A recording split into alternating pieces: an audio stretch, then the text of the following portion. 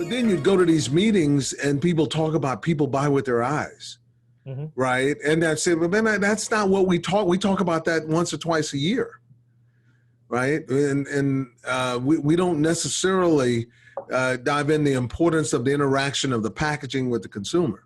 Yeah, and people, I mean, you're right. Eye tracking is a big technological advance in terms of trying to predict how people shop and what they buy.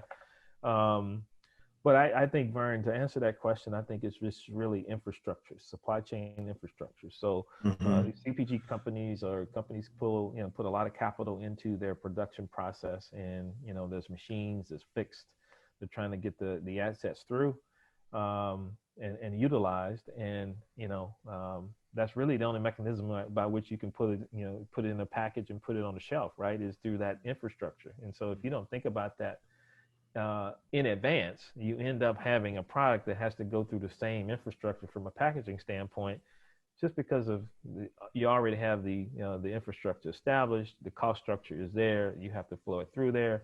And so, it requires some more strategic thought in terms of what you're trying to get done with that equity, how it plays with consumers, and packaging is the place where the customer buys it, they touch it, they take it to their homes, they put it in their shelves and cupboards, they interact with it, it communicates with them throughout the process of the life cycle.